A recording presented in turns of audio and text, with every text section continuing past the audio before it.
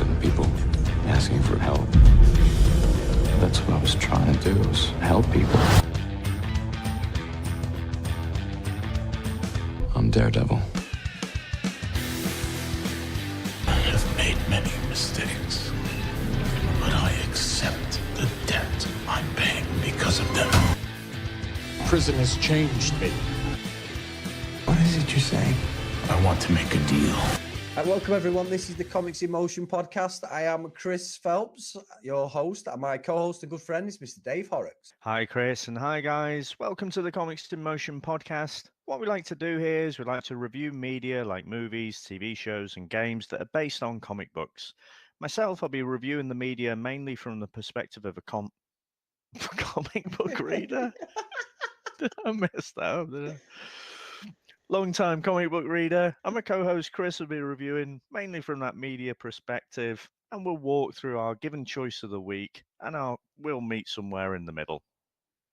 What we also like to do is we also like to spoil everything. So if you haven't watched our choice of the week, I would say proceed with caution.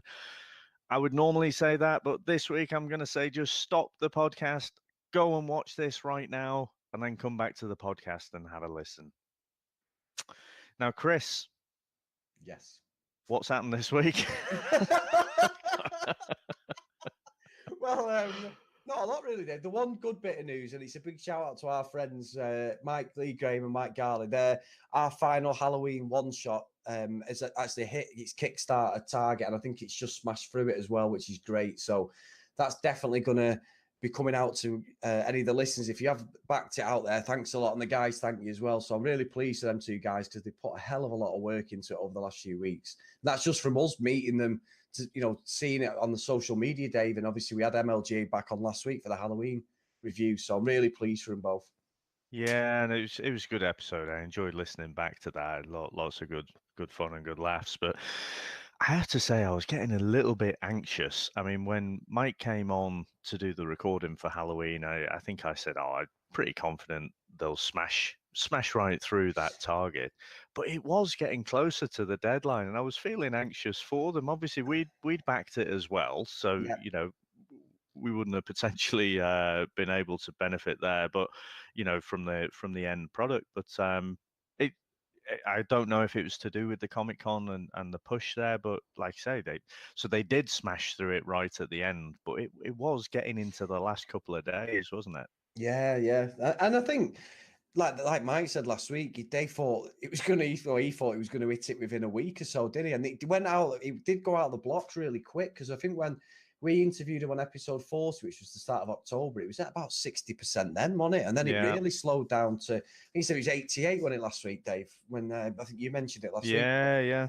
That 12%, obviously, Comic-Con must have helped him with it. So, no, it's good stuff. And it's good for us as well, because, we've read it and stuff, but maybe we could give a bit of a review at some point as well.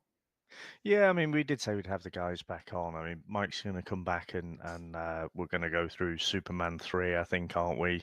Yeah. For an upcoming episode. But yeah, we did say we'll give kind of a post, not a lessons learned, not in work mode, but just get the perspectives. But I think what we'll do is we'll give it a couple of weeks at least, so people can get it in their hands and feedback to the guys, and then we'll see how it's gone. Yeah, good stuff. So one of the other things I did see, Chris, was we were talking about Deadpool, weren't we? And what the whole Princess Bride image was that Ryan Reynolds had posted on Twitter. So it does look like this Deadpool movie that's coming out later this year is going to be a PG-13 version of Deadpool 2.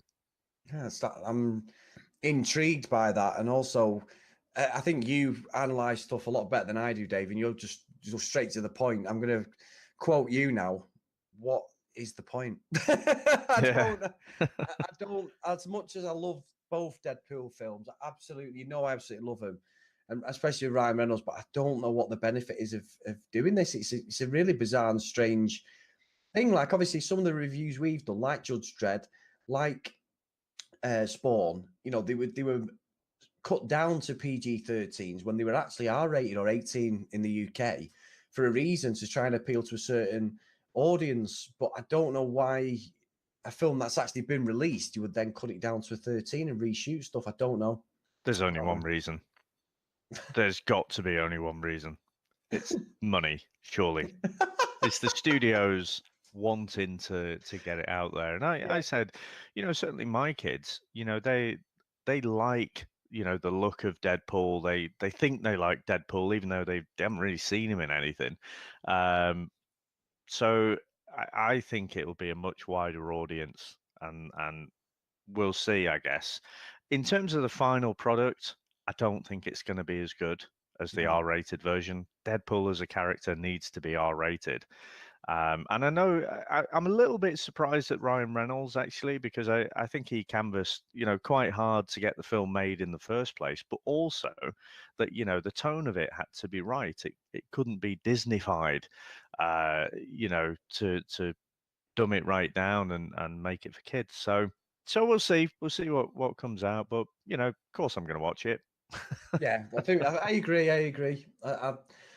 It's a strange one, but it could also be good, Dave. So we'll keep a close eye on that because it's supposed to be out by the end of the year, isn't it? So yeah. that one. And then another bit of news, Dave, which I did see, and as a gamer and someone I've not really played it, is the Witcher game. Witcher 3 is held as one of the best games ever. We've had Red Dead Redemption, which Mike and myself were talking about last week. That's amazing, by the way. I've been playing that this last week, but The Witcher has had Henry Cavill with his first sort of scene where he comes out like bit of post-production, pre-production, sorry, and he comes out with the wig on. And Dave, I'll be honest with you, he's got absolutely roasted online. Oh, really? Yeah, So I haven't seen it, but I saw the teaser clip and I just thought, oh, it's Superman in Gandalf cosplay. Yes. And also they were saying about the wig, saying it looks terrible, but not just that, is it even does that Superman look. You know, Superman's fighting against Zod's cronies in Man of Steel, and they're in the middle of like Kansas, aren't they? And he looks up, doesn't he, as Zod's been taken off in the ship, as if to say, sighs, doesn't he, as if to say, I'm going to have to fight these two now. Like he doesn't want to. He even does that frown. I don't know. It's Henry Cavill. There's only so many things you can do, but it's just gone full on Superman with a grey wig on at the moment, or a white wig on. So I'm not going. I don't even think I'll be watching it, Dave. I'll be honest, unless it comes out and it's an absolute Trojan of a series. You know, I'll like some of the stuff we've reviewed and that, and maybe some of the stuff we're gonna review. Hint, hint, nudge, nudge. But I'm not sure. I'm not. Yeah. I feel bad. I feel bad for him. You know, he's been cast for the role. You know, and you can question whether that was a good casting choice. And obviously, people that just see him as Superman, but you know, for whatever reason, I guess Warner Brothers don't. So yeah, strange one, isn't it? See how it goes. Now, a little bit older, you know, so this was after our last recording, but it was a little while ago now. So Wonder Woman's been pushed back to June 2020, which, looking at it positively, it's more of a prime time slot. And so I guess, you know, if you're to be positive about it, you say this female-led film is moved up to this plum position. But I think for most of us, we're just thinking, oh, that means we have to wait longer to see it.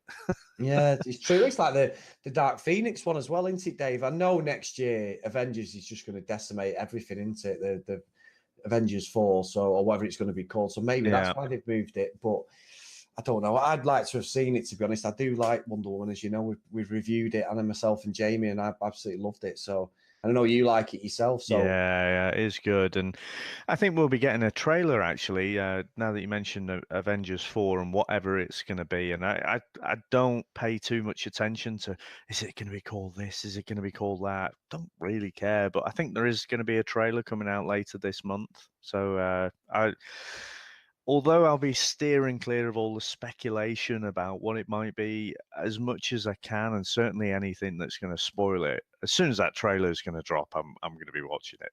Yeah. No, exactly. I'm the same. I did see that myself on Twitter saying there will be something. So that's good. Especially it's around May time, isn't it, when it comes out next year. So I can't wait for that personally.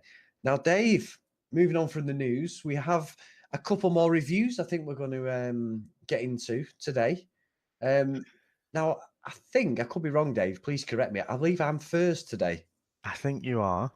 Okay, so the first one He's entitled, now I'm not sure whether this is something to do with iTunes, but it sort of stops. It's titled Your One-Stop Comic Media Up, and it should be update, I think, ... But it is update. Yeah. You just need to stretch the screen out.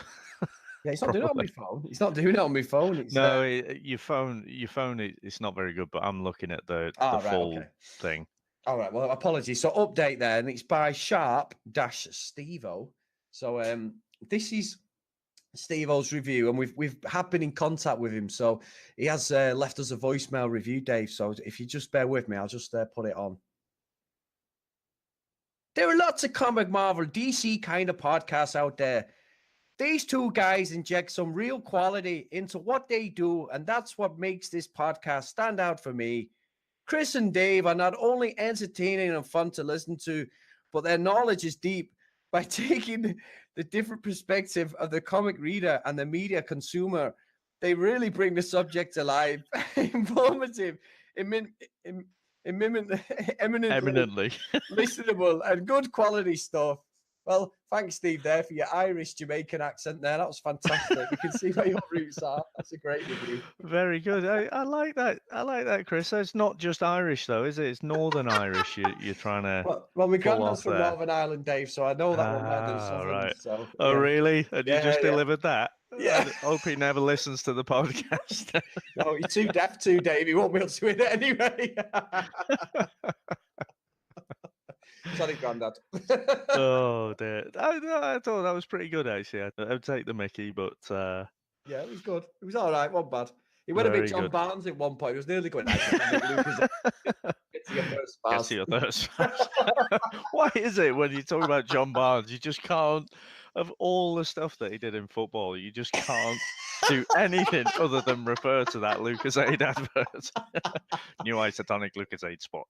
Get to you fast. Well, I suppose we could go down the route of World in Motion. That's probably second. Nothing to do with the goal he got on American Hour or winning all them titles for Liverpool. It's always about them adverts. Oh, that is a quality rap, though. Oh, to be fair. You know we both like that, Dave. As much as he's a scouser for me, absolutely brilliant, John Barnes. And there's a video of him on the Manchester Metro. I don't know if you've ever seen it on YouTube when he must be coming back from the BBC studios, and they're all singing it with him as he gets off the tram. Oh, yeah. I've seen that. That is good. Really good. So, what about yourself, Dave? What have we got? Okay, so mine is entitled "Creating a Buzz." And that is by, it's an X, but I'm going to assume it's a Kiss, so maybe it's a lady. Kiss CM7 Kiss or X CM7X, whichever one that is. And this one, we're going to have a bit, so we don't actually collaborate or prepare before we do these, but today I guess we're going to have a bit of a Celtic theme going on. So here we go. Just been listening back to the Ant-Man and what? I'm going to have to start that again because I said it might be a little late. I said it might be a late. I'm just thinking that. I'm thinking you said it was a lady. I was going to say to you at the end of it. You can't go with it now, Dave. I'm not. When I can't edit this, that was brilliant. No, so I'm gonna they drink a lot of iron brew up there, you know. Let me try that again. Just been listening back to the Ant-Man and Wasp podcast, and these guys are great. I am similar to Chris, and I'm more of a movie guy than a comics. They both keep you intrigued and wanting to listen to more.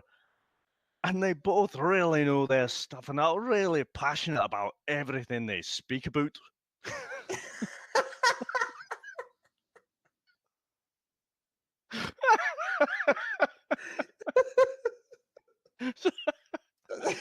Oh, dear. Is he in Alan Hansen there, Dave? I'm telling you, I've nicked my granddad's accent slightly, and you've gone for a full-on Alan Hansen there.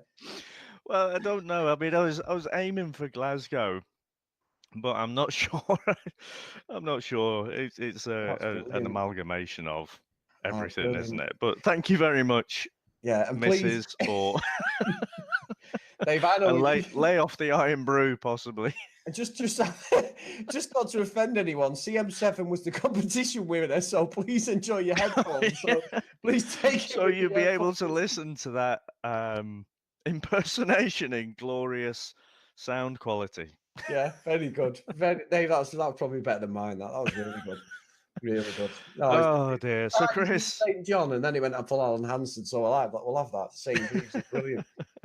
Sorry, mate. Go on. that's all right. So Chris, what are we reviewing this week? Well, we've decided to review something that if anyone's listening to the podcast, they know I am absolutely biggest fanboy going. We both love Series 1, and Series 3 of Daredevil has just been released. But what we're going to do, we're going to do it in two sections. So we're going to review episodes 1 to 6 today, and then we're going to do episodes 7 to 13 next week to split it up. So just to give it a perspective, where I think it's a great idea what we've decided on this, because most of these Marvel properties that are on Netflix, there is a weird sort of lull in the middle where they sort of throw in these filler episodes. So I want to see what we come up with by splitting the series of what we both think of it. So I think it's and hopefully everyone else is the same, and it might help people who've not watched it, because it is 13 episodes, Dave. It's 13 hours to commit to.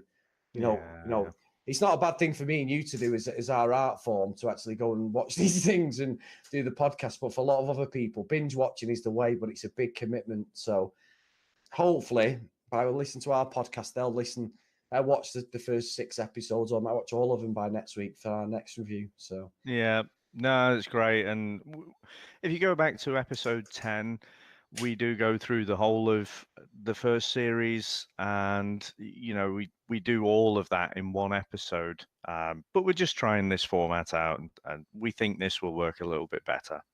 No, good stuff. And also, Dave, on a side note, I'm breaking the fourth wall because no one can see me. I've decided to have a drink when you were talking, and I'm not going to exaggerate when I say I've just threw a pint of water down my front, and I've got grey pants on. So yeah, that's even better. Sorry, throw it in there.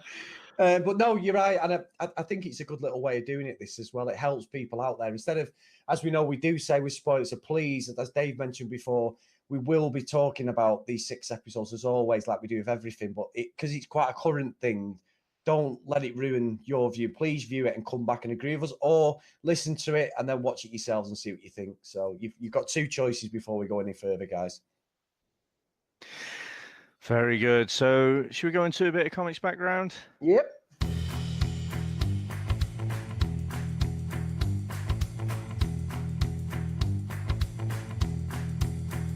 Okay, now for this one, I really wanted to laser in or focus in on Kingpin.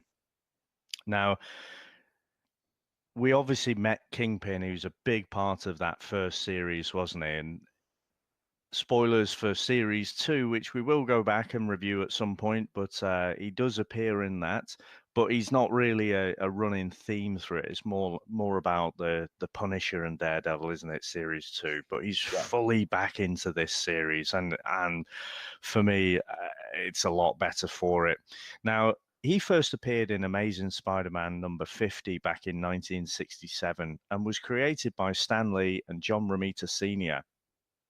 Now, they took his look very much from Sidney Greenstreet's look from Casablanca, which I imagine we'll see probably in our fun facts next week, because you go back and you look at those images and it is Kingpin, the white suit and everything. Now, back then, as that Spider-Man supervillain, he really was just that. He was just that typical kind of supervillain. He was a crime lord, but there was nothing particularly memorable about him. And then it was really in the 80s he evolved really to become more of an arch enemy of Daredevil. And back in episode 10, I did talk quite a bit about Frank Miller. And when Frank Miller came onto Daredevil in the early 80s, Daredevil was a bit of a failing book, in danger of being cancelled.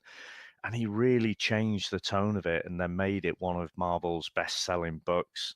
And, it was him really who brought who brought Kingpin into this world. And he's not left it since. Now, back in episode 10, I actually recommended the Born Again run in Daredevil. I'm going to have to recommend the same thing because Series 3 borrows heavily from Born Again.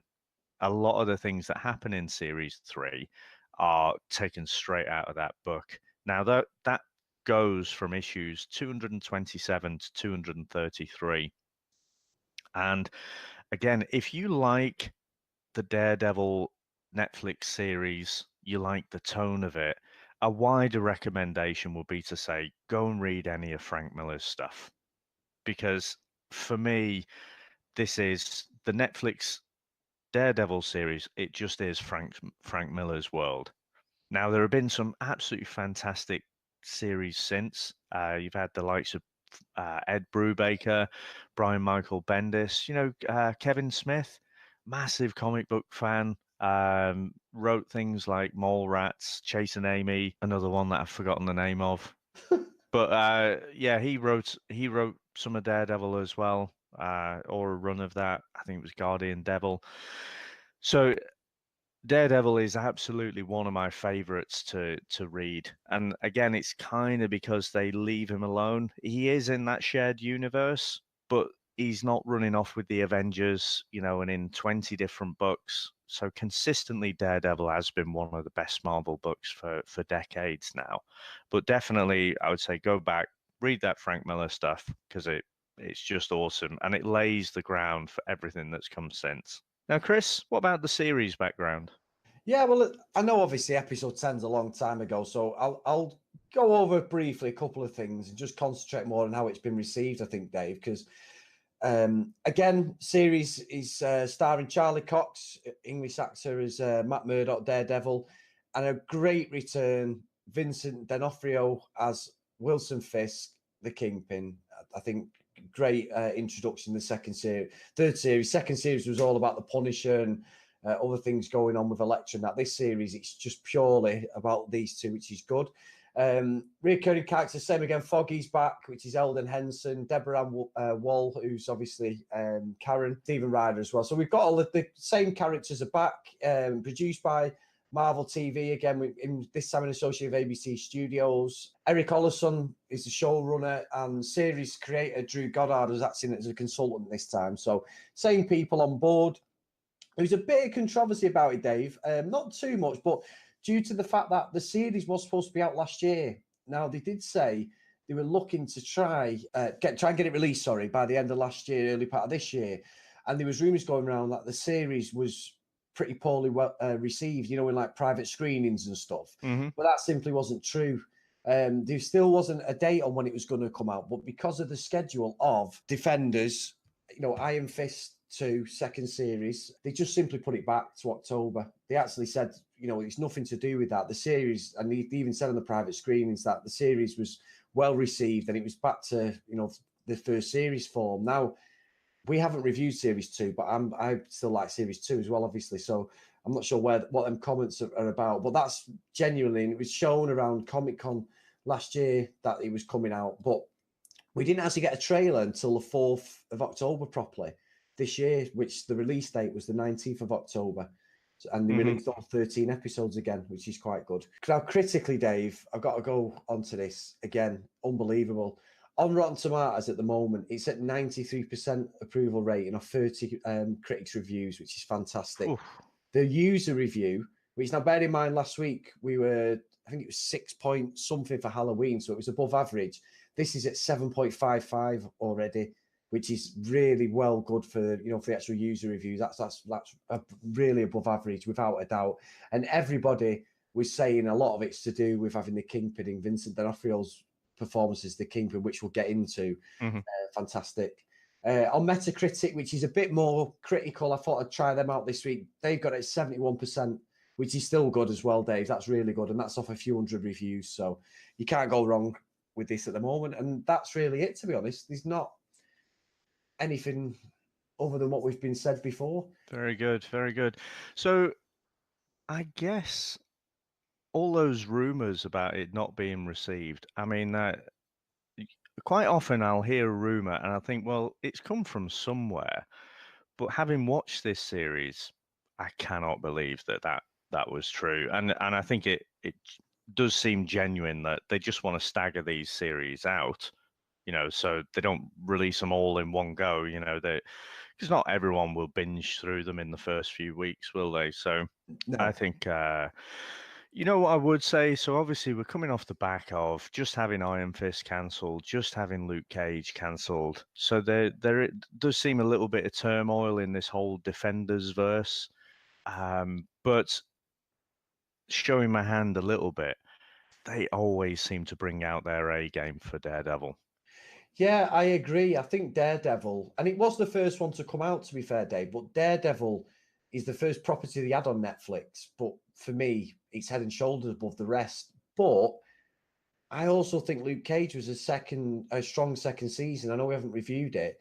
I'm just worried that they might do something similar with this. Obviously, I know we're going to go into the second part of the series next week, but I'd just be ashamed if they then wait, because I think they've got the whole DNA of the product is there now. They've got a format for Daredevil. It works for the other ones like Iron Fist and that. It didn't work, but for Daredevil it does work now.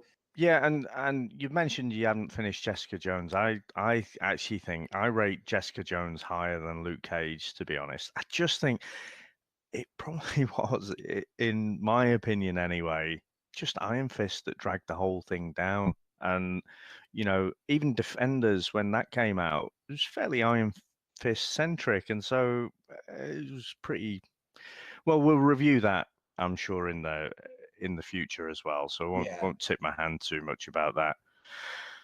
What I think we should do, let's give a quick shout out to the Comics Bolt. So if you want to get across to thecomicsbolt.com, find out all of your reviews, news about comic book related media.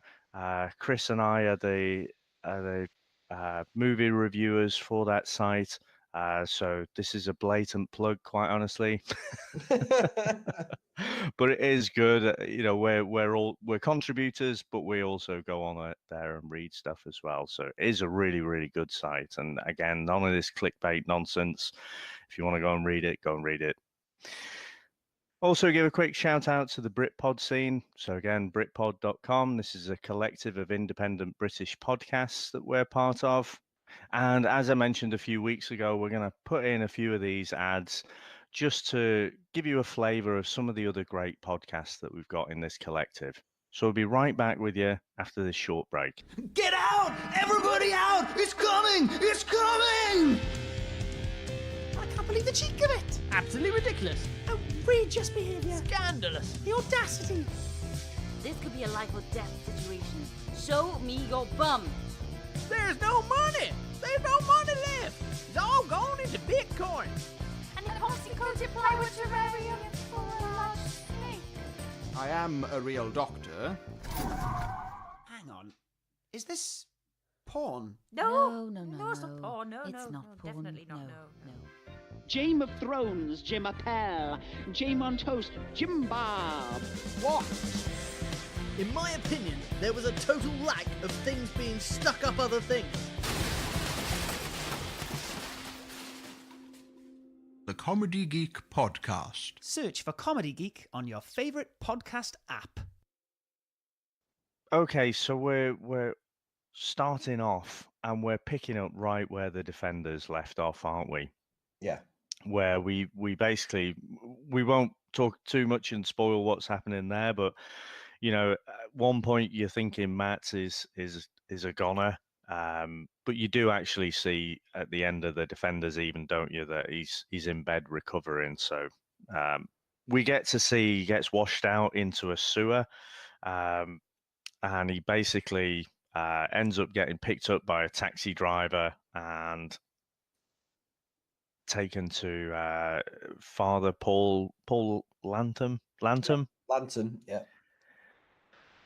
And then so Matt's there, he's in the church and he's basically recovering, and he's in a pretty bad way. And again, I guess watching this with the whole backdrop of the cancellations and what have you, I was watching this and I was just a little bit, I think my expectations going into this were lower, but straight away I'm brought back into it, 'cause you just see, Daredevil, Matt Murdock's got no additional physical powers, all he's got are his enhanced senses.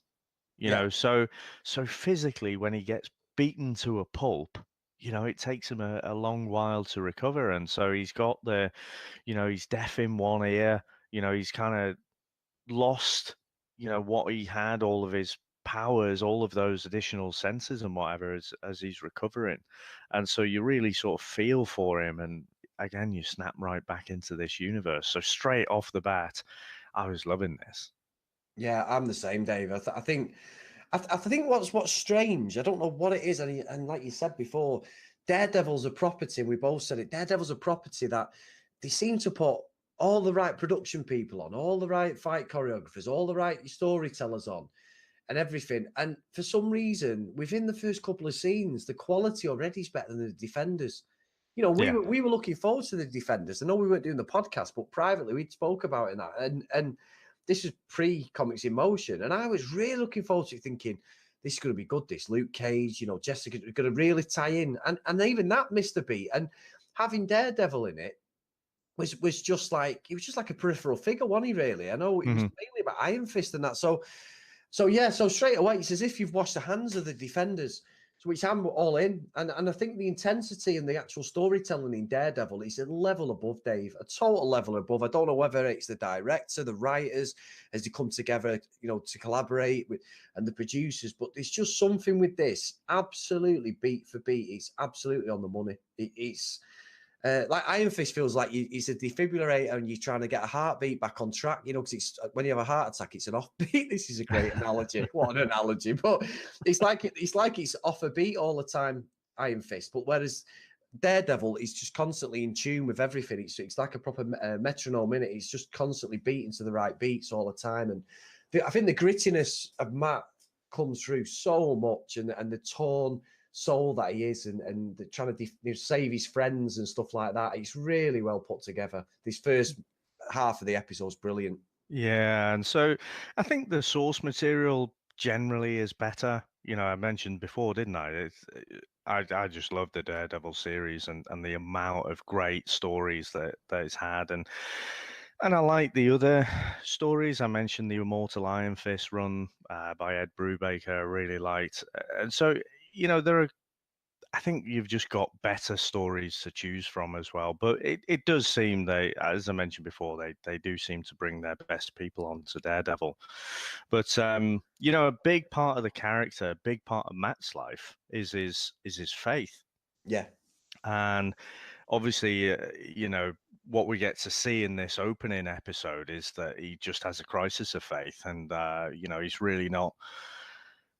really decided that God, he doesn't exist. What's it all about? So, if I need to do something, I'll do it for myself. And you get introduced to Sister Maggie. I say at the start of the episodes, we spoil everything, but I'm not going to spoil this one. So we'll see where the series takes us, but I'm not going to talk that much more about Sister Maggie unless in the second half of the series it goes deeper into who she is. But yeah, I quite liked her character straight away. She's not a like pious as such. She's just very strong in her beliefs, and she's not afraid to give Matt a bit of tough love there. No, I think she's a good character, Dave. She obviously knows him from when he was younger and that, and she's tending to him, isn't she, and stuff with Father Paul. So they know who he is. They give him this refuge, don't they, and sort of sanctum of where he can sort of recover as such, and everything that Matt's going through is just total inner turmoil, innit? He decides he doesn't want to be Matt Murdock because he's hurting all the people he loves. And also, I think as well, Dave, I think it's become quite apparent. There's a few more people know who he is, don't they? The Daredevil and that. And I think he's more worried that the more people he cares about, the more people are going to get hurt. It's a bit like a Superman type situation, isn't it? That sort of inner turmoil of if everybody knows who you are, they're just going to pick off his family and friends. Yeah. And I like that. I like that side of everything, because that's like a weakness in himself as well, isn't it? He knows that's a weakness for his enemies. But on top of this, Dave, obviously we get the things with Matt. There's a great scene where I thought we might get a couple of episodes before we see Fist, but we actually get him pretty much straight away and making an omelette. And he's there, be like, he's got like all the spices and herbs going down in the pan, the oil, gets the eggs and all this. And then when it pans up, he's obviously dreaming, isn't he? And he's in prison. And it's just a normal omelette he's making on a little like camping stove. But the whole prison's going crazy, shouting, and he just screams on it, quiet. And everyone just shuts up, don't they? And he's just sat there looking at an empty wall sort of thing. And I absolutely... And I also think, Dave, as much as the second series is good, and we'll probably review it at some point, the fact that you've got, as I've said a few times, you've got to have a good baddie. And I'm going to reveal my hand now, Dave. It doesn't matter as we go on, but Wilson Fisk is probably one of the best MCU characters, and over any of DC or anything, he's absolutely fantastic. And that's down to Vincent D'Onofrio's performance. He's absolutely outstanding, and he's so menacing. And to be fair, you don't want to, but you sort of root for him, Dave. You know what I mean? I know it sounds daft. You don't want him to because he's horrible, but you sort of root for him in some respects. It's weird with him. He's so well written in this series. He's brilliant. Yeah, I think there's no question D'Onofrio's delivery is fantastic. I do think you mentioned about the writing. I just think the writing for him's good. And also, because of the format, I think the Netflix series, you have a bit more room to breathe to explore the villain a bit more. Yeah. So, one of the criticisms of the Marvel movies is, okay, so they're generally held as the better comic book movies that are out there, but they do have a bit of a weak spot for the villain because it's always centered around the hero's journey. And so quite often the villains can be a little bit weak, whereas I think it's a close one. I really like David Tennant's Purple Man in the Jessica Jones series, and for me, Kingpin and Purple Man, they're both two of the best villains. Again, in comic book movies, TV shows, anything. Yeah. I'll have to watch Jessica Jones. I've never seen it all properly, so. Yeah, so we'll definitely have to come back to that one. Maybe we'll come back to that one next. But it'd be kind of nice, I think. Let's finish off the Daredevil run first, maybe. But I thought in that few seconds, those were the best seconds that you've just described there in this whole episode. Yeah. Just in those seconds, you just see, right, he's got the run of the prison. Because in the first series, he was very much, he saw himself as the hero, didn't he? Yeah. He was trying to come back and rejuvenate Hell's Kitchen, whereas now he just runs everything, and you do not mess with him. Whether you're scumbag, drug dealer, murderer, whatever you are. You do not mess with this guy. And I just thought that was brilliant. No, exactly. It's great. And I think as well as this leads into the fact that, Kingpin is also aware of Vanessa. He's been protecting her, we get a bit of dialogue where he's been protecting her since he got incarcerated. And we get introduced to the FBI, don't we? And Agent Ray Nadeem comes in. Now, very clever what they've done here, because when you watch a lot of these things and when you read stuff, is if agent or a copper is going to become rogue, the first thing that most of these gangsters and warlords or whatever look into is, are they in debt? Is the problems? And he's the classic profile of, he could be got at sort of thing, isn't it? So we get introduced to him and his family, and he's in a lot of debt because of his sister-in-law's cancer treatment. So we get he's quite a good character as well, to be fair, Dave. And yeah, I agree. I quite liked him straight off the bat. He's in a huge amount of debt because he's paying, for his sister-in-law's cancer treatment, and he's trying to support his own family as well. He's everything he's doing is fairly selfless, and yet he's punished at work for it. I must admit, I'd never thought of that before. That your own work if you work in the FBI, it all makes sense. But had you thought of that before? If you're in a lot of debt, it makes you an obvious target for bribery. I'm only saying that from watching a lot of stuff and reading a lot of documentaries and stuff. It's the first thing, like in the mafia and that's what they would do. They try and get cops on side by paying the debts or paying for college or stuff like that, for to get them on side. It's an old tactic, but if you are in debt and you've got nowhere to turn, you are one of the first ones to try and turn. Right, okay. It's quite good the way they've done it. They alluded to it straight away. There was no messing about. It was all like that. They even warned him, didn't they, about going to meet Fisk and stuff because of the way he manipulates people. He has a sort of mind control, doesn't he? So his boss even said to him, "Look, you don't want to go. You've got problems." And he was adamant when he wanted the case and he wanted to be involved. And obviously Fisk then decides, after a bit of toing and froing, that he wants to become an informant, which is where the episode ends, which is a total, not a shock, but it's a bit of a thingy considering what he is. Because, a grass, as they say, what they say, snitches get stitches, Dave. So it's quite interesting how that was going to end. It was quite interesting how we led into the next one. Yeah. How Fisk was going to get away with that. Yeah, and I thought I was quite surprised.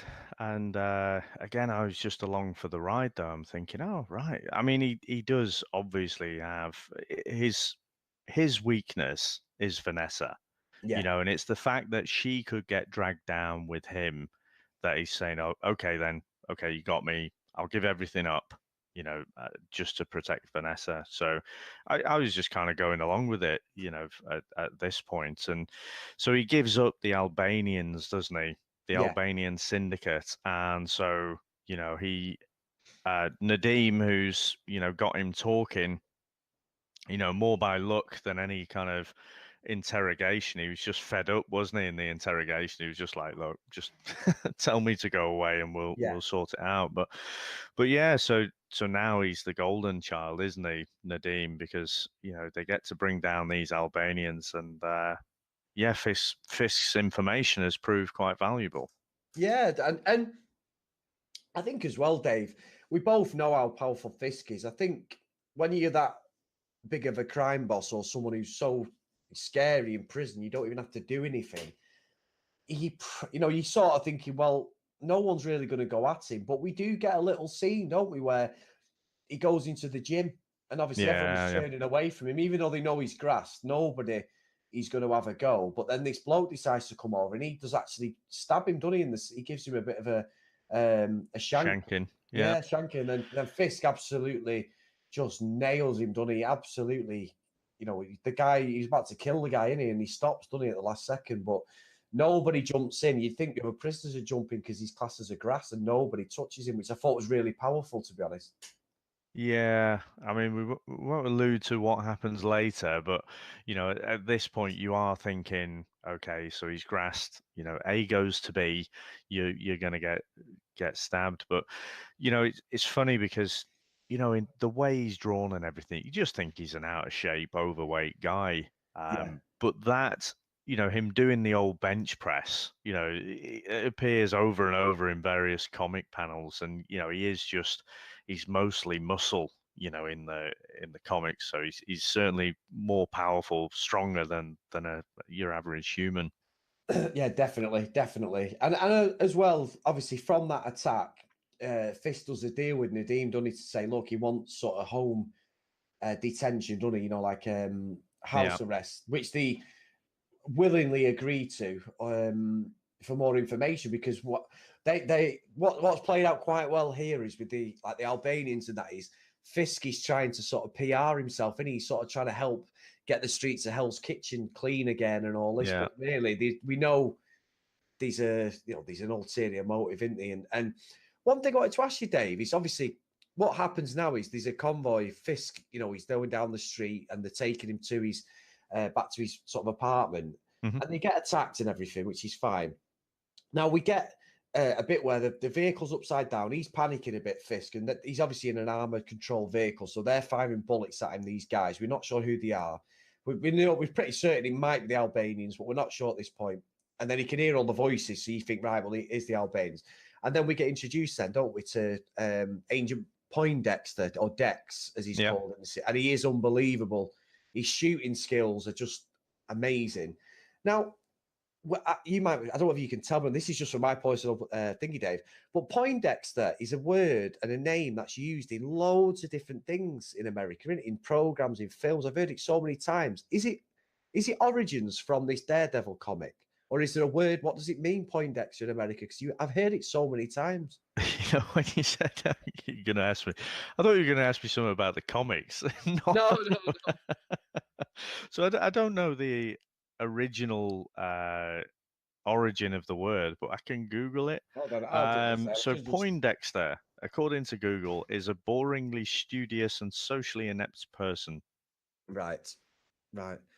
Because they say Poindexter all the time. I just wondered why it was used in such a prominent thing in this series, that's all. Just for my own personal thing, because I've heard it that many times. Well, you know, so should I spoil here? Okay. I don't know. Right, so there's only one Poindexter that I know in the comics, and he's a massive Daredevil villain. Right. So this is, and we haven't reviewed the 2003 movie, but what we get to see here, I mean, again, I'd imagine most people watching who know a lot about Daredevil, as soon as you see those awesome sort of shooting skills, not just with the gun, but with the knife and everything, you're thinking this can only be one person. This has got to be Bullseye. Yeah. And Bullseye was played by Colin Farrell in the 2003 movie, and it was an interesting interpretation of it. But early on, you can't really tell from this episode, but as soon as this happens, I'm thinking, oh, this has got to be Bullseye. Right. Now, they do throw me for a bit of a loop because it's like, oh, he's an FBI agent. And in the comics, Bullseye's origins, it's a little bit like the Joker, where, it's a bit vague what his actual origins are. It's never been put down absolutely what it is. And they've used different names for him. Poindexter, Benjamin. But at this point, I'm thinking, oh, this has got to be Bullseye. Right. I'm not saying any more, Dave. I'm not saying any more. All right. Thank you for that. Yeah. And then obviously, while this Fisk stuff's going on, Matt tracks down the kidnappers, doesn't he? And beats them all up, doesn't he? So they're all arrested and stuff because he's getting a bit of his powers back. But I think one of the things in these early episodes, Dave, the first couple of episodes, I think it's very prominent now with Karen and Foggy and stuff like that. Now, Karen's one of them characters for me. She's a bit Marmite sometimes. She's always seems to be on the verge of just going in absolute tears, doesn't she? I know that's to do with the acting because her nose is, and a personal thing, her nose is always red. She always looks like she's been crying and stuff like that. And I think that sort of, she's got a determination about her, Karen, that I like, but she's also got that inner turmoil of stuff that's gone on in the background. And I think it's building up to more depth on her character in this series as well, which is quite good. Yeah, I mean, she does play it 100%, doesn't she? She doesn't leave anything back or hold anything back. I mean, you're right. I mean, I think she's tenacious. She's obviously got that, like you say, that inner turmoil, but I think she's pretty reckless as well. The way she goes after people and, gets herself in situations, again, it'll be interesting where the second half of the series goes, but you can see she can quite easily end up in a bit of trouble. But she's assigned to report on this kidnapping. I mean, we get to hear a little bit more. They trickle feed into us a little bit of Karen's backstory, aren't they? Yeah. And we get to learn about her brother's death. So there's another little data point of what exactly has happened to Karen before. And I'd mentioned it again, going back to our episode 10. The start of that Born Again series actually starts off with Karen Page. So her and Matt had been an item, for a while, but she'd gone off to pursue an acting career, failed at that, and she ended up in the adult entertainment and doing those sorts of videos and becoming a heroin addict. And to feed her addiction, she ended up selling Daredevil's secret identity. All right. And that ended up bubbling up to Wilson Fisk. So that's how, in Born Again, you know, Kingpin basically systematically destroys Matt Murdock's life. And it's, again, I can't speak highly enough of that. Again, because of where they were starting from, they couldn't do the same thing, obviously, here. But a lot of the it's got a lot of the same beats from Born Again. But what I like about this is that Karen and Foggy as well, they both get quite a lot of screen time, don't they? Yeah. And I Yeah. think their characters are explored quite well. And again, I think Karen, although she's reckless, you know, she's quite likable. And actually, Foggy, you know, in the comics, Foggy's a little bit bumbling. I always think, very much the sidekick character. But I think in this series, he's stepping out a bit more, isn't he, into the limelight, and I think he comes across quite well. Yeah, he does. He does. To be fair, he's moved up on the sort of business ladder, and the corporate ladder from where he started as like these rundown lawyers. He's moving up, isn't he? So Yeah, he's got nice suits on and everything as well, new haircut and that, and he's got that nice blonde girlfriend as well. She's very pretty. So yeah, I thought that as well. yeah, So, but you know, and they're getting together, you know, and again, they're having their good moments. But you know, when they get together, they're just convinced that Matt's dead, you know, yeah. and they have to move on. So they keep looking after his apartment and everything, don't they? But you know, they seem fairly certain he's gone. Yeah, because Foggy finds out, doesn't he? Karen's kept it on and wants an extension, and she's just sorting his post out and that, and then obviously we get introduced to Foggy's family then, which is a bit of a curveball. His brother Theo runs a shop, and Foggy's in a bit of a crossroads, isn't he? He's also looking at maybe leaving his job and as a lawyer and running the business with his brother. Yeah. And obviously that episode finishes off out where there is talk that Matt's alive, but Foggy just doesn't buy it, does he? He's like, Yeah. there's no way he would not tell us he's alive or not after all this time. You know, he's trying to convince Karen, saying, look, he's dead.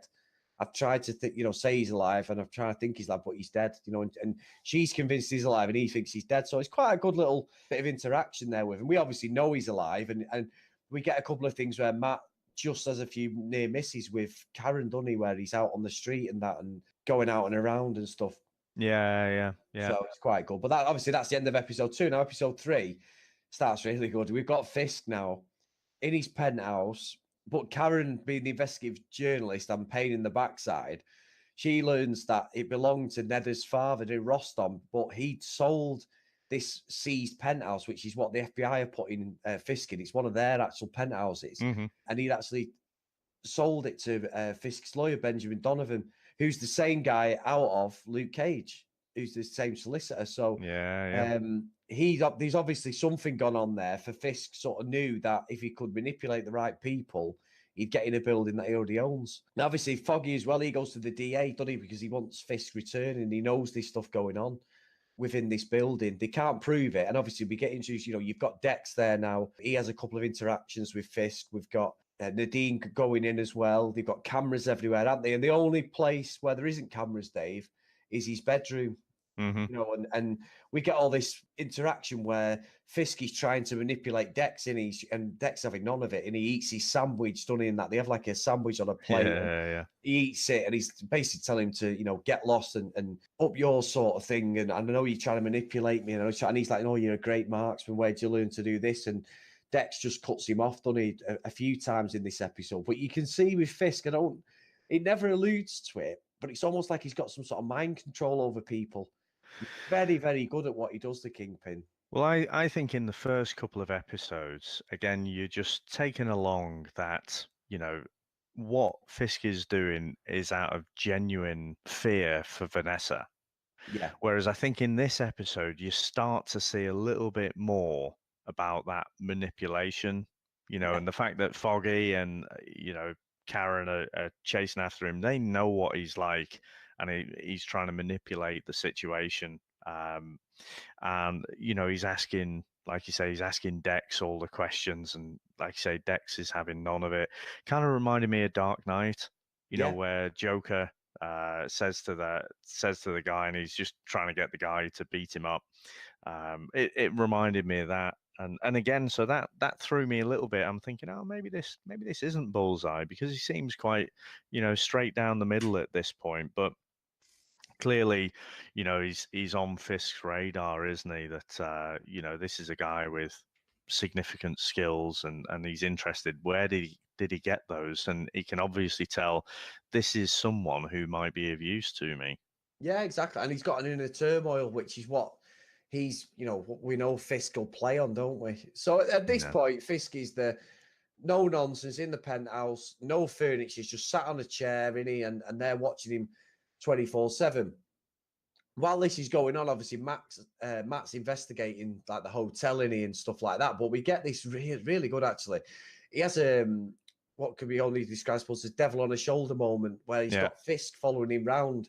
So even in the story as such, at this point, they don't actually meet, but they do, if that makes sense. In Matt's mind, obviously, the Kingpin's over his shoulder, and he's like the conscience to him all the time, isn't he? Like the devil, basically, on his shoulder, which I thought was a really good bit of writing, and the way he's on screen looks fantastic, because he's got the white suit on Kingpin and everything. Yeah.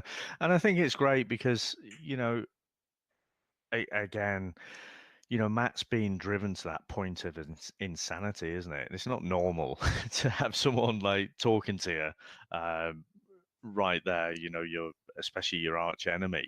But I thought the same as you. I thought it was brilliant the way that all played out. Oh, fantastic. And then we get a segment there where obviously we've had like 2 episodes of is Matt alive, is he not alive? And Foggy's in the bar drinking, and then Matt comes in, doesn't he, with his cap on, his glasses, and he gives him a hug and that, but Matt basically says to him, "Look, I'm not Matt Murdock. Please get out, save yourself, save Karen. You've got to stay away from Fisk. Too many people are getting hurt. Leave me alone." And obviously Foggy's absolutely devastated. He's got his best friend back who he thought was died. And then with one fell swoop, he sort of died a little bit himself, because he's just totally separated himself from them both, isn't he? So I thought that was well done. Yeah, and he'd said to Maggie as well, hadn't he, Sister Maggie, that there is no Matt Murdock anymore. There's only Daredevil. Yeah. Because again, I guess if you think to Spider-Man 2, where it looks like Tobey Maguire's Spider-Man, he has to give up Spider-Man because he's lost his powers. So there's only Peter Parker left. In this instance, he's gone the other way. There's only Daredevil left, and he wants to throw away Matt Murdock. Yeah. And again, that's protecting his friends, isn't it? And then Dex, because of all this stuff's going on, he has a routine psychological evaluation as such, and it comes down because of all the stuff that's happened. He says like he gets emotional support from his girlfriend Julie, which we've not seen at this point, but it isn't his girlfriend, it's someone he's actually stalking. So this is where Dex starts taking a turn for the worst as a character, really. He's a flawed marksman in his shoot, and there's obviously other stuff going on in this guy's private life and in his mind that we're gonna lead on. Again, though, Dave, 3 episodes in, absolutely, I've bought the ticket on this one, Dave. I'm sat on the front row at the moment in the premiere seats because I'm really engrossed in what's going in. Absolutely loved it. Yeah, and all of the characters, in 3 episodes, all of the characters seem to have a moment to shine. The old ones and the new ones. You've got Dex in there, you've got Nadeem. We're introduced to them, and we're interested in where is this going? Because, like you say, in that moment, you start to think, Dex just seemed like a bit of a badass FBI agent. And then you're starting to think, hang about, what's going on here?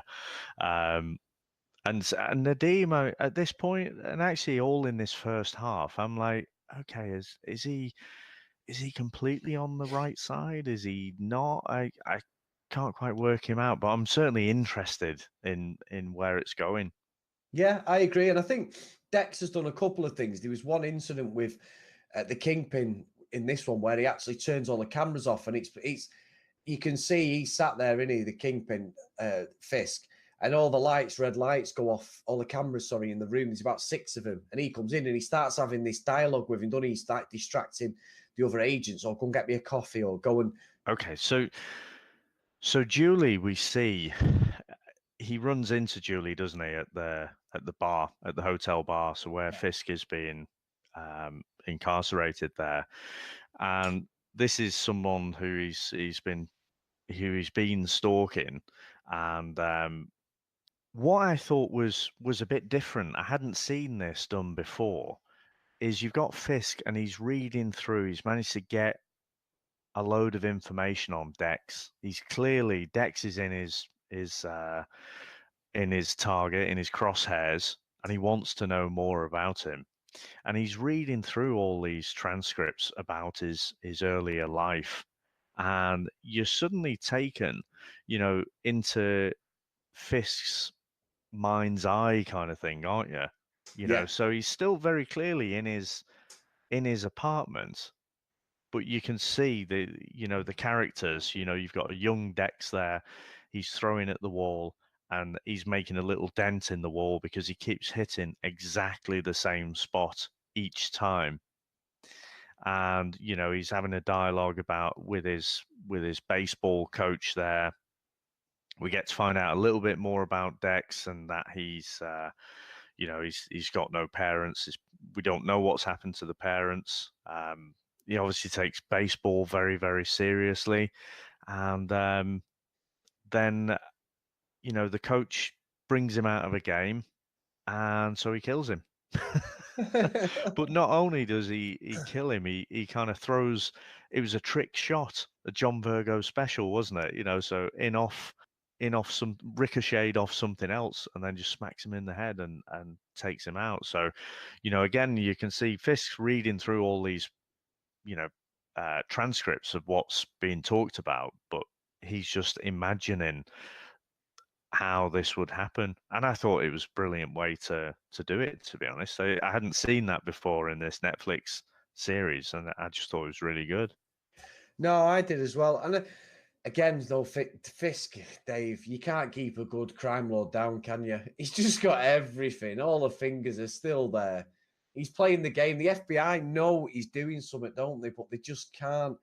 He's helping them, but they also know there's stuff going on that's unexplainable as well. And Yeah. Dex is a great character, Dave. He really is. He is, yeah. He's just so. I mean, I know obviously they've got to move his character on pretty quick because of the series and that, but what an introduction, this guy. He just come from nowhere, didn't he? When he, and to this now, he's like, Fisk just thinks, right, I've got him.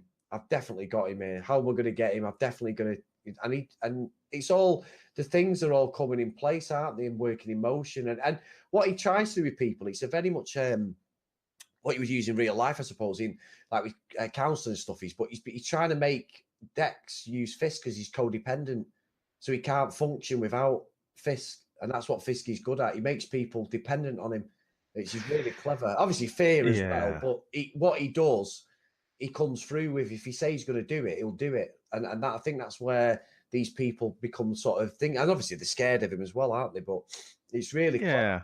I think with Dex though, Dex isn't scared of him. Initially, he's trying to get inside Dex's head, isn't he? Yeah. See what motivates him. Where is he coming from? And again, the end goal is, how can I use this person? But so he's reading through and he finds out, about Julie and the fact that they met on this suicide watch. And again, you get a little clue into all is not well with Dex, because he seems to get a little bit excited when this guy, on the end of the phone's talking about committing suicide. And he's like, well, the person who's winding you up, why don't you off them instead? That's a natural progression. Yeah. So probably suicide watch isn't the best place for an obvious kind of psychopath. But you can see there that Julie kind of shows him a little bit of affection, just literally a work type of affection. You're doing really well done. Yeah. And then but then she's in his crosshairs there, and he becomes infatuated with her. And so Fisk, learning all of this, he puts Julie into that situation. So that's where they run into each other at the bar. And so, they decide to go for a drink, and it's going okay. And again, at this point, you're thinking, okay, is Dex, is he going to be a supervillain? Is he going to be a straight up FBI guy? Well, as the conversation evolves, he lets a couple of things slip, doesn't he, about, doing ballet, and she becomes uncomfortable in the conversation and then wants to get away to feed the dog, and he says, "You don't have a dog." Yeah. It's like, okay. So you're a psycho. So, obviously that doesn't go well. And so his person who he leans on, so he'd learned from his therapist, even if he doesn't have a therapist, choose someone and use them as your crutch kind of thing. So she'd unknowingly been his crutch. And what Fisk's done there is he's kind of removed that, hasn't he? Yeah, very clever. Yeah, yeah. And actually, what did you make to that therapist? I'm not sure. I mean, the thing is, I'm not sure, to be honest, Dave. So I'll let you think about it, and I'll tell you what I think. I think there was something very weird about her, because again, he was obviously a psychopath. Now, what she seemed to be doing was teaching him some techniques to make himself appear normal. She wasn't actually trying to fix the root cause of anything. She was just trying to teach him some tricks to like get by in life. Yeah. And when you're going through the whole scene of about he basically admits, he wants to kill her for dying. She doesn't seem scared or surprised. Certainly not in fear. I just thought there was something a bit strange about her. Yeah, I also think though, Dave, with her and everything that's gone on, and I know Fisk couldn't comprehend he was going to get attacked by the Albanians, but is it alluding to that Fisk has had his eye on Dex for a long, long time and knew that at some point he may need sort of inside people working for him? Or is that too much of a coincidence? Do you know what I mean? Whether he's paid off the psychologist or whatever? Because that's, to me, it felt as if Fisk has not. I know he's reading stuff and we're getting bits he's reading and all that, but it's almost as if he knew of Dex, if that makes sense, without them alluding to it as such. I don't know. It just, I could be wrong. I could be wrong. Yeah, I mean, I'm not sure. I got the impression that the first time Dex came across his path was when he rescued him, and he shot all those Albanians. A couple of them in cold blood, pretty much. Yeah, I think as well with this site. Yeah, you're probably right. I mean, the psychologist though.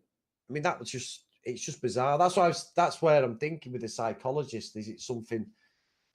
It's something interwoven. It's not explained anyway, so obviously I'm probably totally wrong. But if there is psychologists that in these programs, and I'm not having a dig at the programs, I'm absolutely loving it. There's always something wrong with them, isn't there?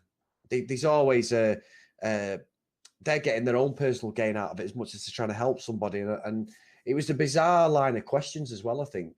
But yeah, Dex is a nut job, isn't he? So I suppose that's the way it is. Yeah. Well, we're seeing more and more that he is a little bit of a nut job, isn't he? So yeah, I just wondered about the psychiatrist, and I don't think at Dex at that age, Fisk wouldn't have been in the position that he's in now. So yeah, but you do wonder, is the psychiatrist, is her job to keep these psychopaths in society so crime lords can take advantage of them? I don't know. I don't know if it's going to explore it in the second half of the season. I just thought, maybe it's just the way the actor delivered it. I just thought there was something a bit off about the psychiatrist. No, I agree. Well, unfortunately, I can't explain why, but I do agree. Yeah. What I'd say is there's something and this really is nitpicking. So at this point, so in this episode, it's clear to me, no, this is going to be Bullseye.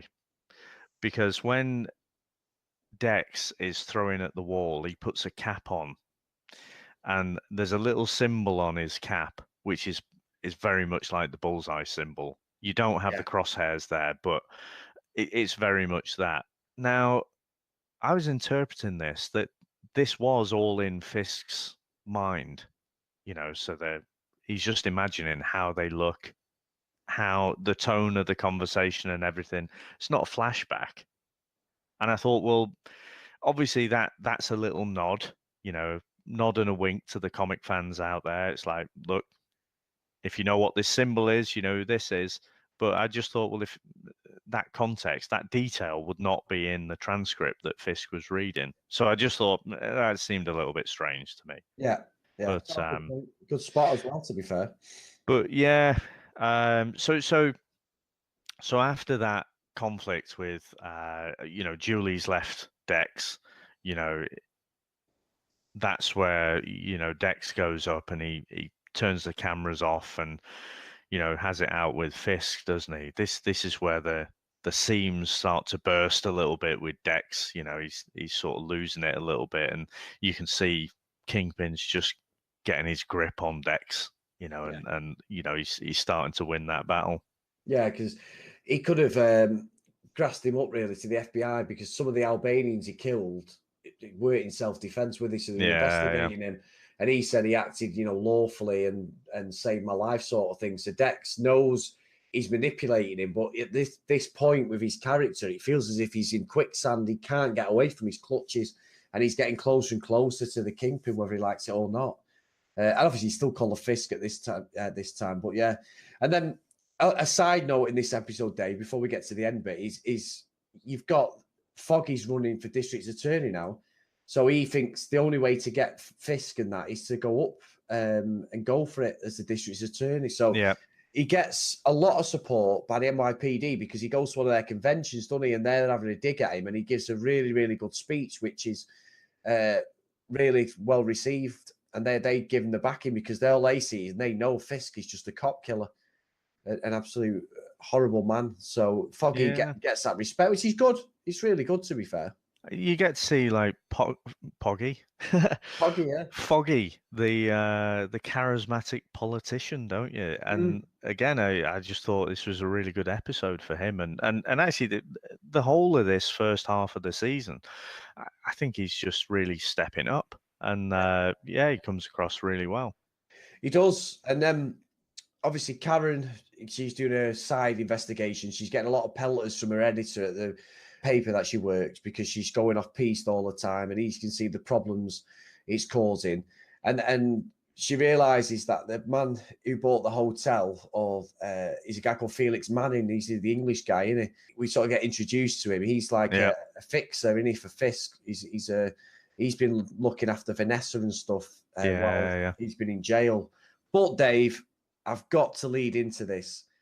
We have a scene in the first series towards the end where Daredevil fights a load of the bad guys, and it looks like it's all done in one take. And he's probably got 10 to 15 guys who he's going up against. Some of the fighting and choreography is fantastic, and it was actually a standout point for a lot of the reviews, and we mentioned it in our review in episode 10, people, if you want to listen to Daredevil Series 1 review.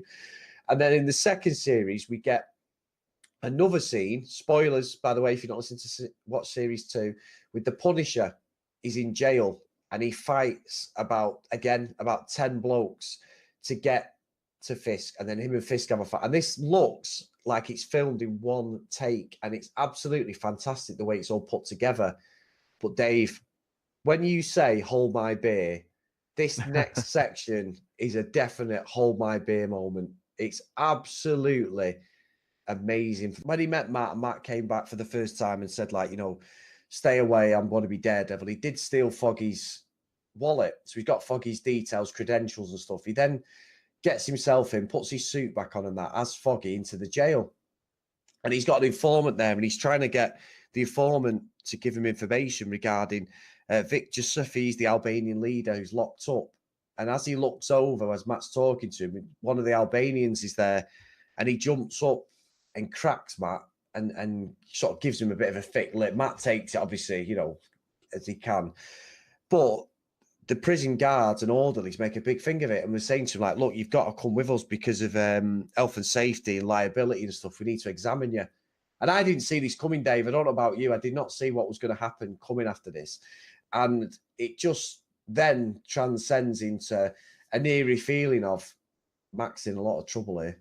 A lot of trouble. I just thought this whole section now, because we get like prisoners attacking Matt from nowhere, don't we? And the guy comes in and orderly to sort of help him and goes to stab him and all. And then we get prisoner after prisoner coming. And I just thought the way it's put together and directed was better than the other two fight scenes in the two series. I mean, they've just raised the bar again, haven't they?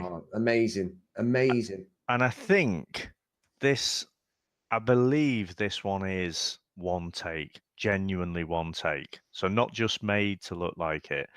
And I've watched it 5 or 6 times now. And it's really clever how they've done that one take. So clearly, you know, it's not, what's the actor's name? Who's that? Daredevil. Oh, Matt Murdock. Charlie Cox. Charlie Cox.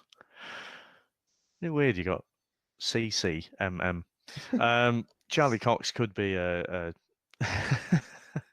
persona. So clearly it's not always Charlie Cox. Yes. And then just some clever movement of the camera. You can see where, it's a stuntman, then he'll throw him and he's slightly off camera, and then you can see it's Charlie Cox that comes back. But I tell you what, you know, we jest consistently, don't we, about Iron Fist and how the actor just isn't really cut out for it. But even though it's a stuntman doing a lot of this a lot of the fighting scene, Charlie Cox is still doing a bang up job, I think. So when you can see it is genuinely him, I still think he's really putting in a great performance there, just physically. Yeah, I'm with you, because, like you say, he's not got the suit on, Dave. He's got his glasses on. So we can have as much camera trickery as you want, but there's plenty of scenes there where he's getting attacked on the floor, isn't there? And they're grabbed and punched and kicked and, you know, thrown against walls and that. And that's him. You are correct. I'm pretty sure he had a hell of a list of bruises on his body after this, Dave. Brilliant. Yeah. But I mean, it's not just action as well, though, is it? You know, so like you say, it started off with that orderly. He injects him with a bit of something, so you think you assume he's a little bit depowered from his normal self. You know, so he does take a beating. And I say about Matt's superpowers, you know, one of his, I guess, traits is that he just can take one hell of a beating.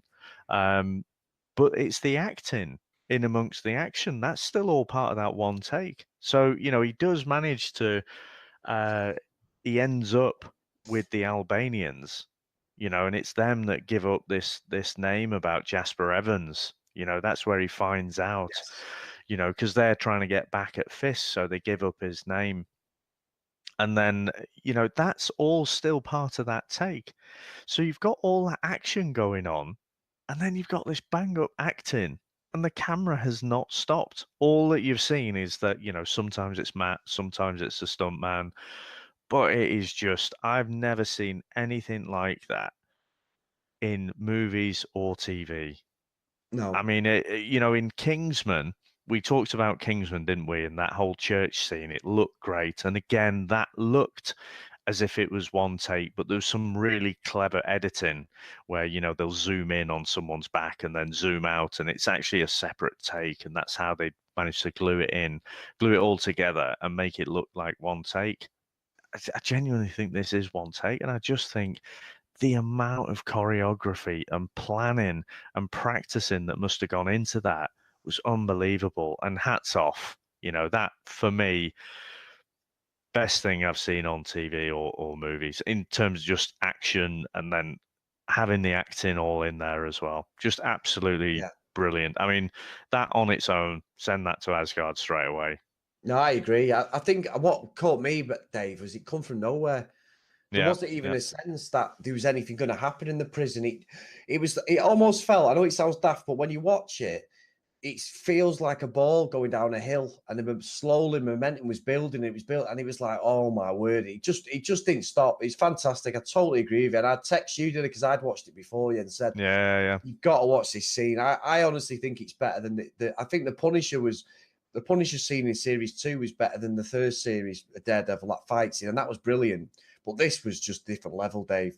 And I think they're gonna struggle going forward if they do make any more series or whatever to beat that, because it was just, I'd just say sensational. I agree with you. It's an Asgard just for that scene all day long. Brilliant. Yeah, I mean, I don't know. I mean, you get the impression. I mean, from that first series, everyone was talking about the hallway scene. You know, that it was a great series, but in terms of just something that you haven't seen before, that was it. And then, you know, you think, well, how can they better that? Yeah. You know, and then they do with the Punisher in the second series, and then they just have done again. So I have no idea how they can better this. Unbelievable. But Unbelievable. yeah, it is amazing. And you know, if you are listening and you're not wanting to go through the whole series, well, I don't know what you'd be listening for anyway, but just go and watch that scene because it is just amazing. It is. It's fantastic. And then Matt gets out of jail and he gets in the taxi, because he's already told the taxi driver, didn't he, when he got to the jail before he went in, stay there, you know, and he pays him a bit of cash, doesn't he? So he just says, drive me anyway. And he finally gets out. The Albanians help him out. And then the next scene is Matt, he's in the taxi, wakes up, and he's then being driven off into the sort of river, innit? You know, he's having a look at the moment. The taxi driver does a runner, and he's like, you know, in the back of the taxi and ends up going into the water again. So he's definitely having a bad day. Not only is he being levered, he's now going to be drowning as well. Yeah, and the steps to get to that point are a bit different. But again, this you know, taxi driver in the drink, that's straight out of the comic books. And again, though, it's just brilliant in conveying that feeling that Matt must have, that like just the whole world, literally, apart from the people I love and care about, I want to keep them out of this world because the whole of the rest of the world is out to get me. Yeah, exactly. It's brilliant. It's really good. But then Kingpin's at his wit's end now, because Matt, it just, you know, he's set all this up, but Matt just will not die, will he? So he then turns complete rogue and just says that his informant or his fixer is Matt Murdock, which I thought was a really clever story. It's interesting choice of words there that you use. So I don't think at any point I never get the sense from Kingpin that he's out of control. Even when things don't go to plan, I don't think he's at his wit's end. I just think he's like, okay, so this has happened. How can I manipulate this situation so that it works the best for me? It's good, that, isn't it? Our youth, like, we both think differently, don't we? Yeah. It's good, though. That's what it's about, isn't it? It's that intrigue. And I think, again, that's fantastic writing and the way it's acted as well. Gives you a different perspective. Oh, no, good spot. But again, you know, what a brilliant move. Oh yeah, so I know Daredevil's Matt Murdock. He's a royal pain in my backside. Oh yeah, and I've got the FBI eating out the palm of my hand at the minute. Oh yeah, Matt Murdock's my informant. Brilliant. You know? Yeah. But yeah, and I think we get, obviously the FBI are going to go full on for that, and now you start to see Karen and Foggy getting dragged into it, don't you? So you know, they're getting pulled into this world, even though Matt's trying to protect them. And the chap you mentioned before, Manning, so Karen goes to confront him. And then again, this is where I think, you know, you get Karen being tenacious, but just a bit reckless, because, you know, she's going in there acting like the big I am. And he says, no, you've got me all wrong. I'm not a fixer. I make problems go away. Yeah. And you can see the penny drop, and it's like, all right, yep, need to get out of here. And then so yeah, and then she gets apprehended by the FBI out just walking out the building, doesn't she? And it's interesting the way the camera held on her gun. So she does say, you know, I've got a weapon in my purse, and I've got a permit for it and everything. And so they take the camera out. They take the gun. the gun out of her purse, and the way the camera just hangs on the gun, and I don't think you ever see it again. And I just wonder, again, in the second half of the season, is that going to play out? Because, I just thought it hung there just for a second too long. And I thought, well, they're projecting something to us there, but I don't know what. Yeah. But that's Karen, so she's getting sucked into that world, and then Foggy, so Nadim goes to challenge Foggy as well. And what I like about it is, neither of them lie, when they're asked about when did you last see Matt and what have you. So they both approach it with a straight bat, don't they, and don't manage to incriminate themselves. Yeah, exactly. Yeah, really good, really good. And Nadim's coming into his own now. He's on that fine tightrope, and he's trying to be the good guy, but I think he realizes in this world, you've got to be slightly one way or the other, haven't you? And yeah, it's about compromise, isn't it, for Nadim? He doesn't like Fisk. He doesn't like dealing with him. I thought it was we didn't talk about it, but it was a great scene when he's talking with his superiors and talking with I think it was the DA, who he had to negotiate with to get Fisk out of the prison in the first place. And he's saying, look, every time I have a conversation with him, I want to have a shower, and but dealing with him does save lives. You've got to look at the bigger picture here, and so yeah, I quite like Nadim at this point. I think he's a good character, but clearly, at this point, Karen's fairly spooked as well, isn't she? And this is where, because Nadim had been quizzing Karen as well, about have you ever dealt with, have you ever worked for Wilson Fisk before? And of course they had, not knowingly, and so he sort of entraps her into tying herself up in knots there. But excuse me, Karen's clearly spooked, and then admits to Foggy that she actually killed Wesley in that series 1. which is quite good that she's kept it for that long, really, Dave, considering how much trust that Matt and Foggy have shown in her. She's been living with that.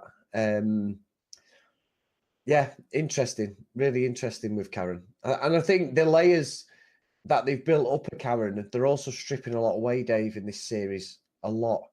And she's getting a lot of trouble as well from her editor at the newspaper as well, because he's worried about the guy, what's he called? Ben Urich. Ben Urich, who Kingpin killed, even alludes to that with her. He says, it took him years to be a pain in my backside. It's taking you literally no time to be just as bad as him, but more a respect type of thing, because she's like a dog with a bone, and he respects that, doesn't he? As much as he knows she's treading a fine line between, getting the sack, he also knows that she's a good reporter and she won't leave things alone, which is good.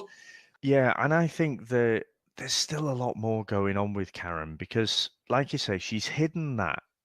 And we saw that all happened on screen, and she's hidden that from Matt and Foggy for, getting into 3 seasons now.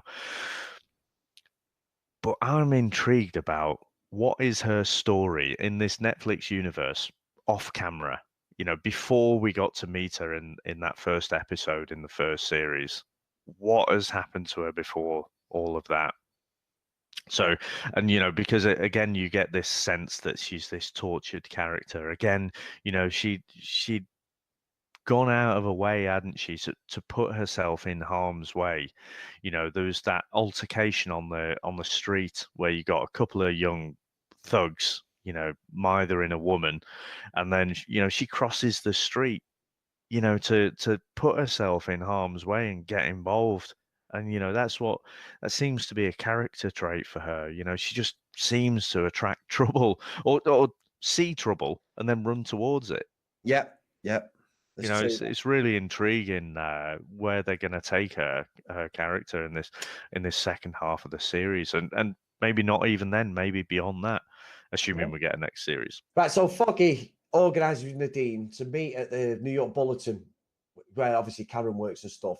And you're going to interview Evans now because they want him to testify against Fisk. So Nadine sort of wants to consider Evans's testimony in that. And in the meantime, we've got this parallel thing where Matt's actually agreeing to hand himself over. He's been convinced that by fogging that the only way to do it is to do it properly and hand himself in, because he's like public enemy number one. We've had the FBI looking in Matt's apartment for him, realizing that he's still going out doing things. They found like blood and stuff in his apartment. So Matt agrees to it, but Karen does have her apprehension to whether it's actually going to help Matt. And Foggy's like, look, it's the only way he can clear his name. He's got to do it. He's got to go, down the proper channel sort of thing. But we all know leading the way Fisk is in that. Is that a great idea? Foggy believes in the system, but I think Karen's a bit more streetwise with all this sort of section. And then we then get to the New York Bulletin, Dave. Now, did you pick up on all that, Dave? Or what did you think of that? With Foggy, I thought he's been a bit naive, to be honest.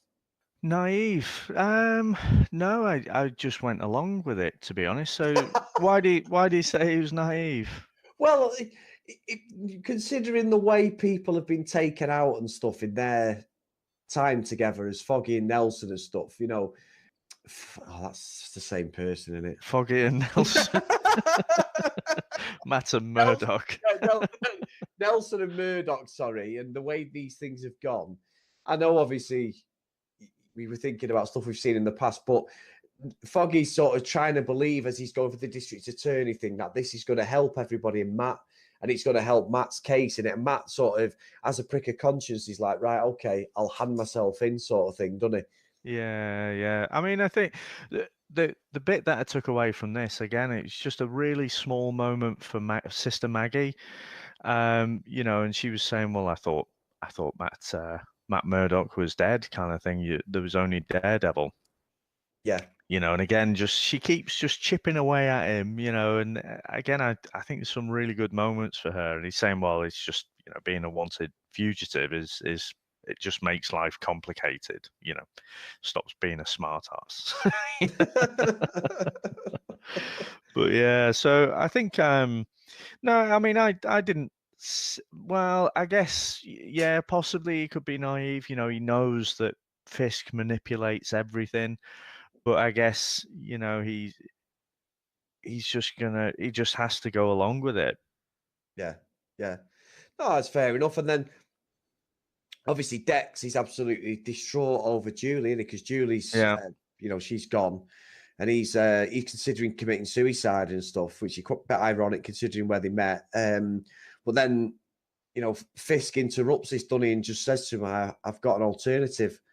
And then Dex then turns up at the Bulletin dressed as Daredevil, which, unbelievable. And, Matt then has to sort of step into action then, and they have a right battle, don't they? But while this is happening, Dex then kills Evans before he can even say anything. I mean, again, another absolutely fantastic fight scene, though, I felt. And, we probably haven't even mentioned, all along, Matt's been without his Daredevil suit, hasn't he? He's been back to that almost series one, just the all black get-up. But Dex, he's decked out in the full Daredevil suit, and again, straight out of Born Again. Not Dex, they use someone else, but Kingpin does arrange for someone to basically impersonate him. That's really good, Dave. Really good. And I think as well, the one thing with Daredevil's suit, as in Matt's suit, which isn't really a suit, they kept it origins of the first series and with the rope and that to keep it ragged and that. They actually said it was to do with his personality in this series because he's not sure who he actually is. And he's like a tormented, fragmented soul. So they didn't want him to have this sort of clean, slick suit on. And that's why they obviously, I know it goes off the Born Again origins and stuff, like you say, so but they also didn't think his character warranted that. And that's why they had this sort of, he never wore this, he never wears the suit, in these first 6 episodes, does he? Just has this outfit on. Yeah, and I have to say, because of course it was a massive shock in series 1 when Ben Urich bought it, when Kingpin killed him.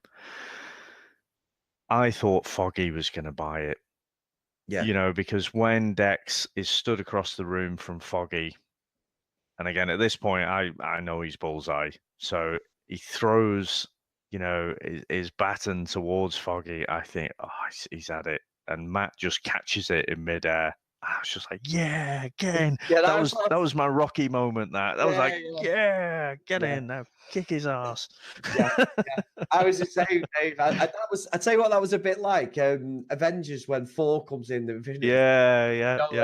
The chips are down because Foggy's at this point as well. Foggy's smacked him a couple of times, hasn't he? And then Dex rebuffs him and smacks him back, doesn't he? Knocks him over, and as he gets up, that's when this happens. So Foggy's shown a bit of spirit there, hasn't he, to sort of try and get in there and do something, because in the corner you've got Karen and he's at their editor and that they're all cowering because and as well, which is quite gruesome, Dave. You are right about the fight scene. There's loads of the people who work in the press office have been killed.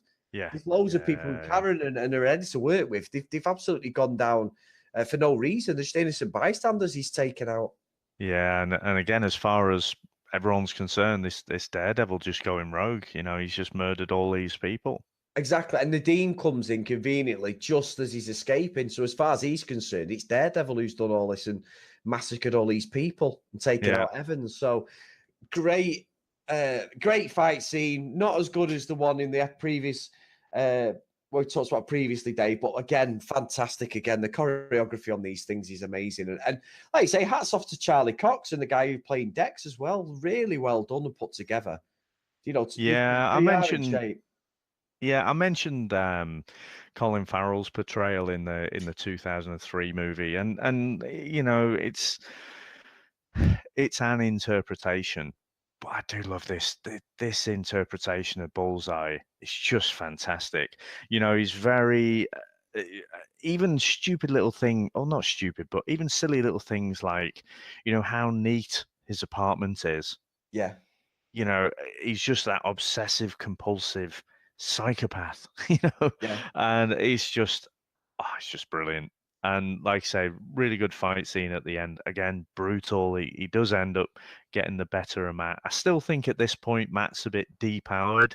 He's still fairly beaten up, from the end of Defenders, and so he's never quite got back to full strength. So kind of think, maybe in the second season he'll get back to full strength. But this is where we leave it, isn't it? And it looks at this midway point. We mentioned at the top of the show, didn't we, about the mid-season lull that we tend to get with these Netflix series. But at this point, everything just looks hopeless for Matt, doesn't it? Yeah. And again, a great sort of full stop on this first part of the season, Dave.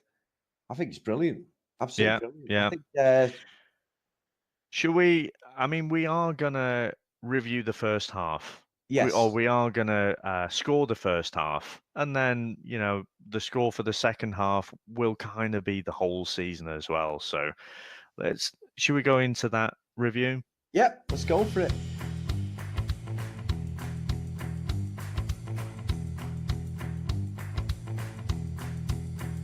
I'm not sure who's first this week, Dave. I'll be honest with you.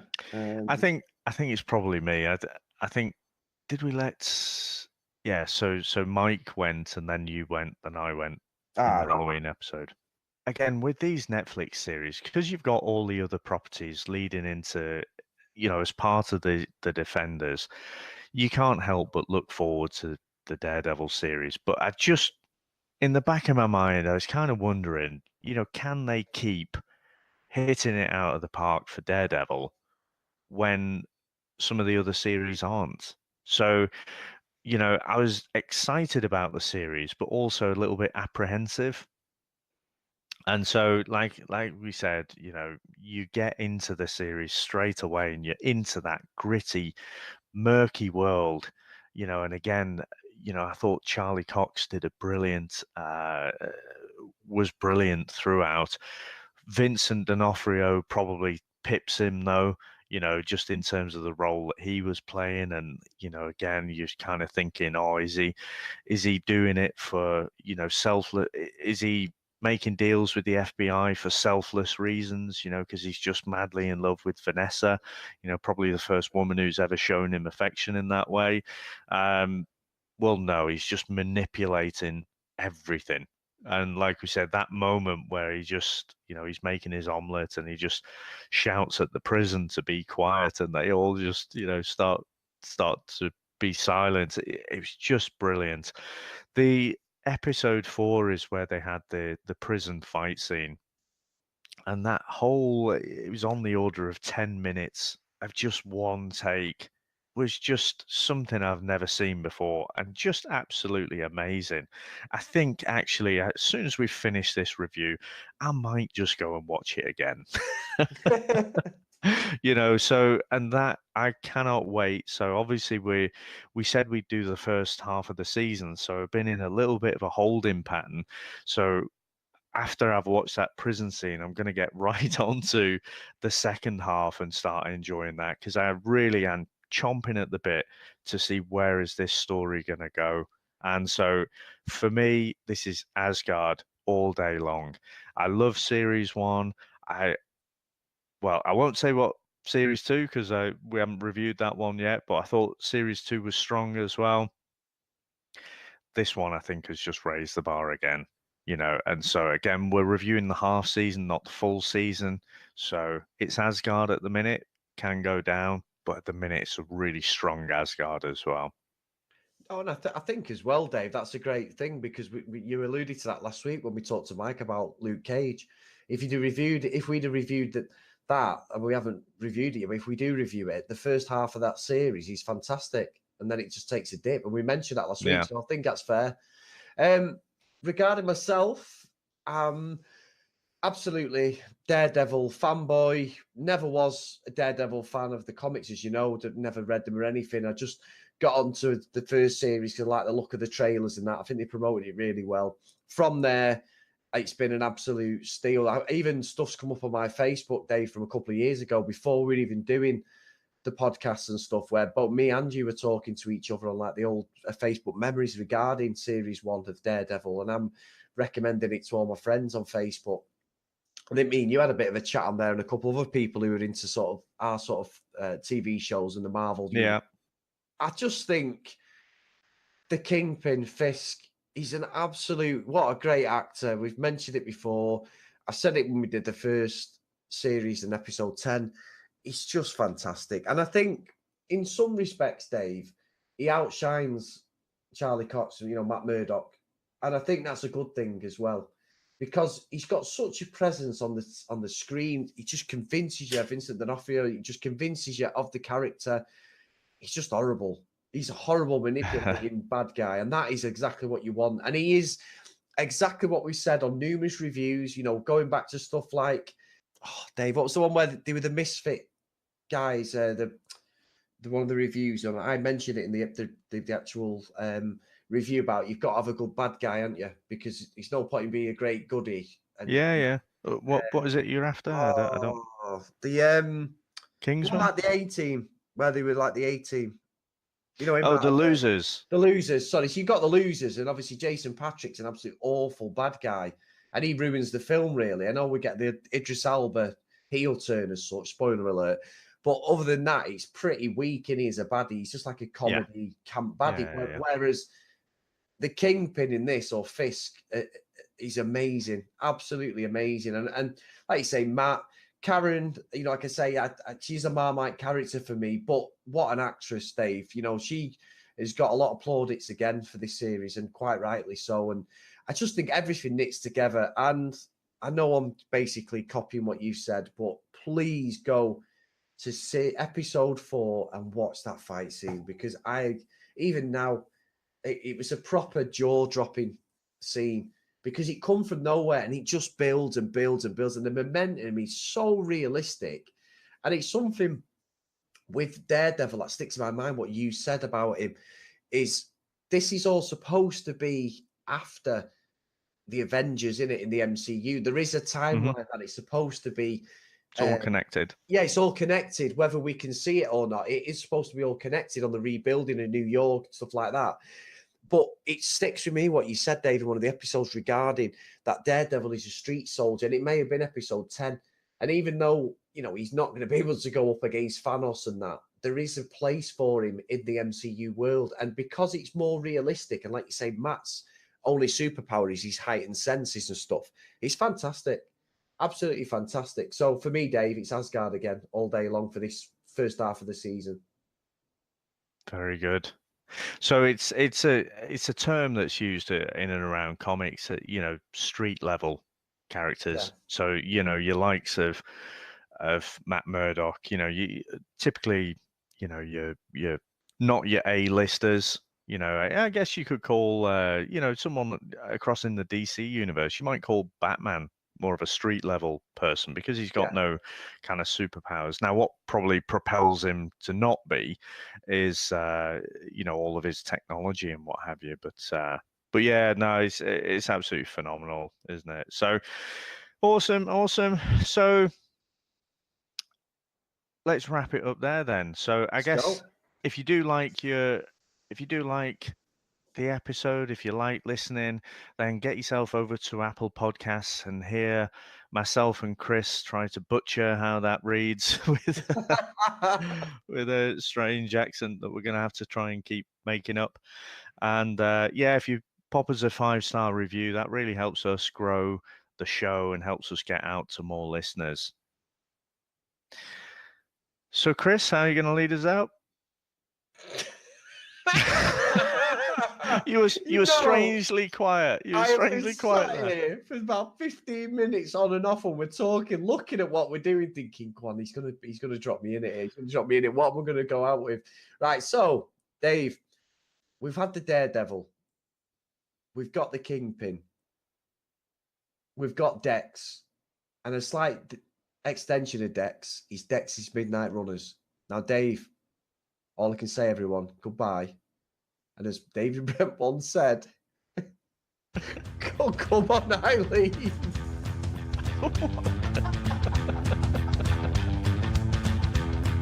He's claiming to have changed, but they don't know him like I do.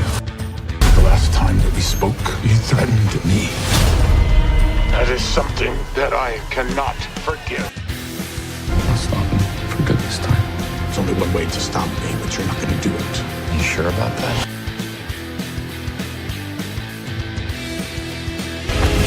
Tell the world who you really are. Someone who's now showing his true colors. That he needs a new villain. I think I might have found him. Daredevil is our true public enemy.